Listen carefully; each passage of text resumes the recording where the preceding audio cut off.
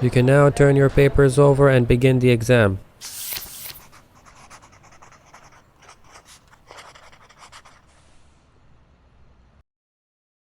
Ah, what is this? Name? Surname? You never thought us that? Now, I don't want to sound like a grown man ranting about how school exams are ridiculous or unnecessary, because I think it's a valid system for the time being. The point I'm trying to make is how universities often overestimate the capability of the students. It's to the point where I think there's a bunch of shady things going on behind the scenes, like students crying to teachers to change their grade, students trying to charm the teacher to pass them from the class, or even in some cases, not trying at all.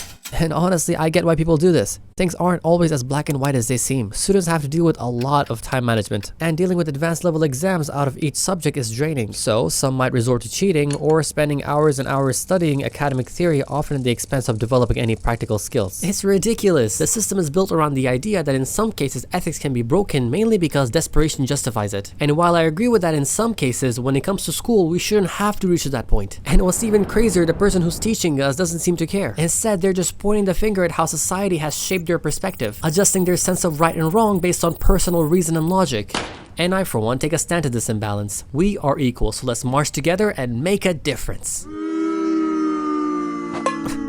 Stage. Alright, let me break it down in much simpler terms. The format of the exam is based on how the lecturer views it. Some days they can be lazy and copy paste from the internet. Some days they can be lazy and reuse the exam from the previous semester. Some days they can be lazy enough to write a whole new different exam. And really, it doesn't matter how well you study for the curriculum, because at the end of the day, what really matters is how well you know the subject. You either have to be an expert in the subject with 10 years of experience, or anticipate the teacher's unique approach to testing. Besides that, just throw away this idea that somehow working hard gets you ahead of others. While that may be true in many cases, academically speaking, you just have to endure the pain and hope somehow, some way, whatever you're studying is likely to be on the test that day. I remember when I was in high school being too lazy to study for my final math exam. I wasn't sure the best approach to take, and I was already burnt out from dealing with all the other exams. So a couple hours before the exam, I simply looked over this homework the teacher gave us previously. And finally, when the exam time approached, there it was. The same exact questions from the homework.